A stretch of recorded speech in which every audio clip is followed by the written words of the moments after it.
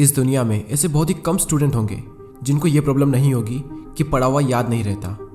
हम पढ़ तो लेते हैं लेकिन फिर भूल जाते हैं। तो अगर हम भूल जाते हैं तो फिर हमारे पढ़ने का मतलब क्या निकला? ऐसे में सारी मेहनत बेकार चली जाती है।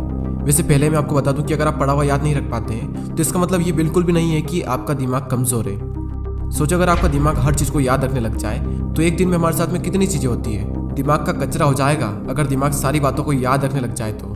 वैसे हमारा मेन टॉपिक है कि हम पढ़ा हुआ याद कैसे रखें। अगर इस प्रॉब्लम का सोल्यूशन निकल गया तो आपका टाइम भी बचेगा और आपको रिजल्ट भी बहुत ज़्यादा मिलेगा।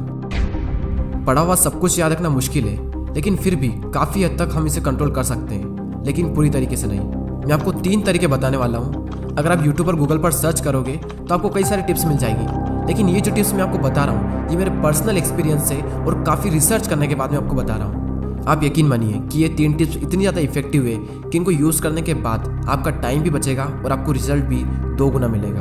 तो पहला जो पॉइंट है वो है स्टडी लेस स्टडी गुड। भले ही कम पढ़ो लेकिन अच्छा पढ़ो।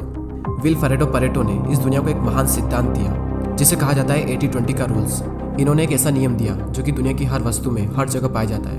इन्होंने बताया कि आपके 20% एफर्ट्स आपके 80% रिजल्ट में कन्वर्ट होते हैं। इनका कहना है कि आप सिर्फ 20% चीज़ों पर फोकस करो, आपको 80% रिजल्ट सिर्फ इन्हीं से मिलेंगे। एग्जाम्पल के लिए विल परेटो बताते हैं कि दुनिया का 80% पैसा और ज़मीन इस दुनिया के 20% लोगों के पास में है। 80% क्राइम इस दुनिया के 20% लोग करते हैं। 80% ट्रैफिक इस दुनिया के 20% रोड पर होता है। और 80% टाइम हम 20% कपड़े पहनते हैं। और इस दुनिया की 80% एल्कोहल यानी शराब इस दुनिया के 20% शराबी पी जाते हैं। 80% भोजन इस दुनिया की 20% जमीन से निकलता है।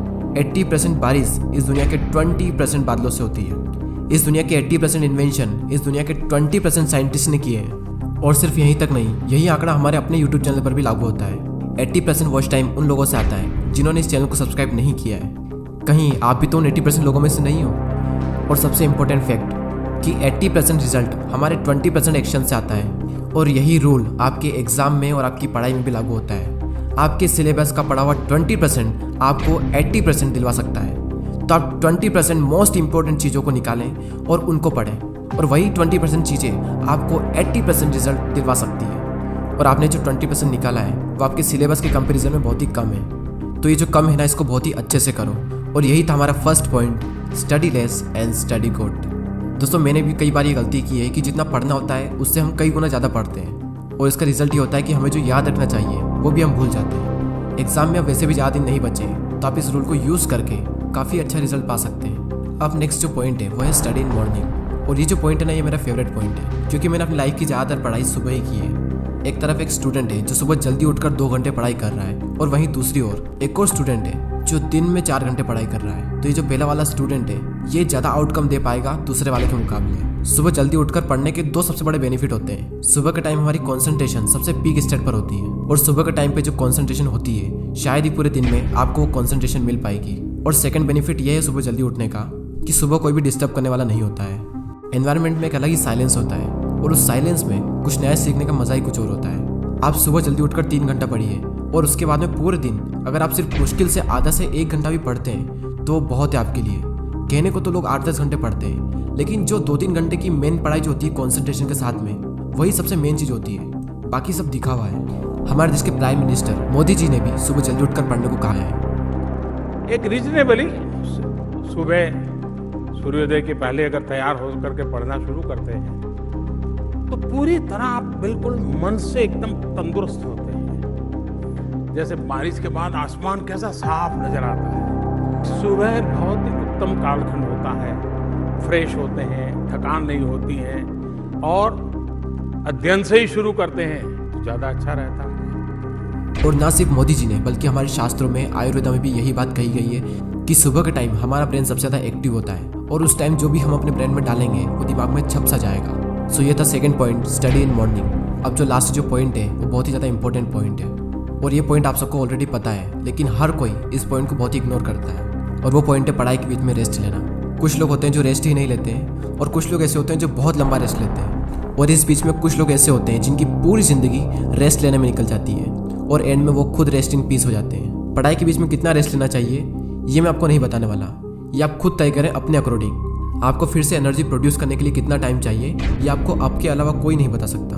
जितनी इंपॉर्टेंस हम अपनी पढ़ाई को देते हैं उतनी ही ज़्यादा इंपॉर्टेंस हमें रेस्ट को भी देनी चाहिए, क्योंकि रेस्ट ही वो चीज़ है जिसकी वजह से हम पढ़ पा रहे हैं। हम एक दिन में जागते भी हैं और सोते भी हैं। तो उसी तरीके से अगर आप काम कर रहे हैं तो काम के बीच में रेस्ट लेना भी बहुत ज़रूरी है। और हाँ, ये गलती बिल्कुल मत करना कि अगर आपका एक बार पढ़ाई में मन लग गया तो लगातार बढ़े जा रहे हैं, लेकिन बाद में एक टाइम ऐसा आएगा जब आपका बिल्कुल भी मन नहीं लगेगा रेस्ट लेने के बाद भी। जब एक बार पढ़ाई में मन लग जाता है तो हम इतना पढ़ते हैं कि हम अपने दिमाग को ही पूरी तरीके से थका देते हैं और हालत ऐसी हो जाती है कि फिर से पढ़ने का मन ही नहीं करता।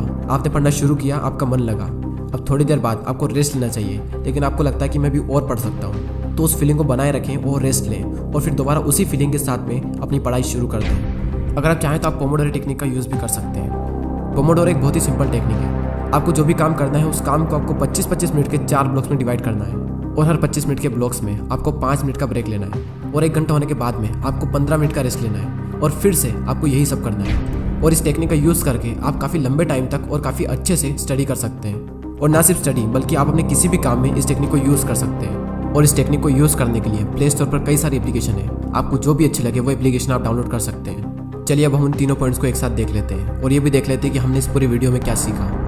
हमारा जो मेन टॉपिक था वो ये था कि पढ़ा हुआ याद कैसे रखें, और उसके सॉल्यूशन के लिए हमने 3 पॉइंट्स देखे, जिसमें से पहला है study less study good, second है स्टडी इन मॉर्निंग और थर्ड है रेस्ट लेना।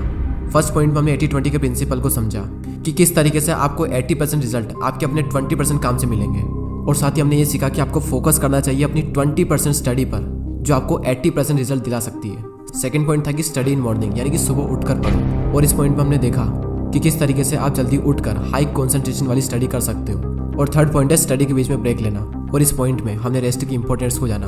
जितना इंपॉर्टेंट जागना होता है उतना इंपॉर्टेंट सोना होता है, उसी तरीके से जितना इंपॉर्टेंट काम करना होता है उतना ही इंपॉर्टेंट रेस्ट लेना भी होता है। और थर्ड पॉइंट में ही हमने पोमोडोरो टेक्निक के बारे में जाना। जो भी काम आप करना चाहते हो उस काम को 25-25 मिनट के 4 ब्लॉक्स में डिवाइड कर दें और हर 25 मिनट के बाद में 5 मिनट का ब्रेक्स लें, और जब पूरा 1 घंटा हो जाए तो उसके बाद में 15 मिनट का रेस्ट लें। और इस टेक्निक का यूज़ करके भी आप लंबे टाइम तक काफ़ी अच्छे से पढ़ाई कर सकते हो।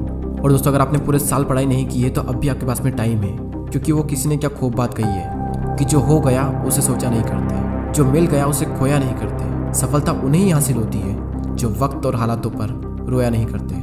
अगर आप अब भी शुरू करते हो और दिल लगा कर मेहनत करते हो तो अब भी आप कई लोगों से आगे निकल सकते हो। बस मेहनत खामोशी से कीजिए और इतनी मेहनत करो कि आपकी सफलता शोर मचा दे। अब वैसे ही बहुत टाइम निकल चुका है और एग्ज़ाम बहुत नज़दीक है, और जब इतना कम टाइम बचा है तो बैठे बैठे ज़िंदगी बर्बाद ना कीजिए, क्योंकि ये ज़िंदगी मिलती है कुछ कर दिखाने के लिए।